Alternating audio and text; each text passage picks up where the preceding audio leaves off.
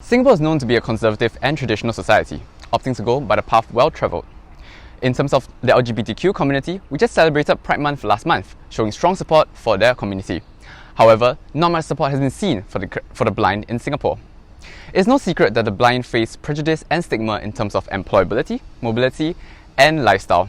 As Dr. Wong, our project partner and chairman for Guide Dogs Singapore said, medical professionals tend to look at the short-term conditions of the patient rather than treating them in the long term, in terms of adapting them back to normal life.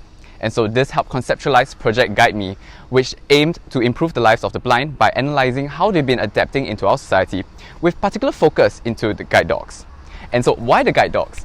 In Singapore, there are only a measly 6 guide dogs for a total population of 30,000 visually impaired individuals. That's 0.02%, which is also equivalent to our abysmal bank rates. So, we statistics students and our statistics professor, Dr. Rosie Ching, embarked on this project.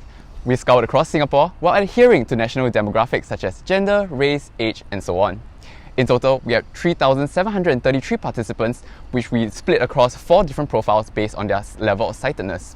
We also created a Visual Stigma Index, or VSI, from 0 to 100, where 100 represented the most stigmatic or the most negative towards the blind. Now, in order to analyse the average VSIs across profiles, we used an ANOVA test to first see whether there was a significant difference between the VSI means. Next, we used the Tukey-Kramer procedure in order to suss out any pairwise differences, and we used the multiple regression test in order to figure out that it was actually the race that was the most critical in determining the negativity towards the blind. It's also weird that we found out that the blind were the completely blind were the ones that were most negative towards themselves. Also, we furthered this test by looking at the mobility challenges, where we assessed their mobility impairments under the Mobility Challenge Index.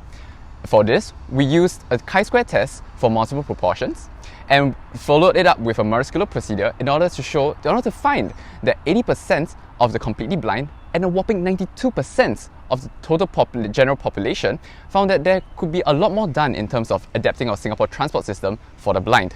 While this is unsurprising, it is still unsettling as when shown through hard statistical evidence. This goes to show just how much Singapore has to improve in terms of social acceptance. Sight is something that we take so much for granted, and something that the blind just cannot accept because their pleas are falling on deaf ears. While our project and our statistics has been taken up by the mayor in Singapore as well as the local newspapers, so much more needs to and can be done once we start changing our perspective on the blind. And this needs to start happening right now.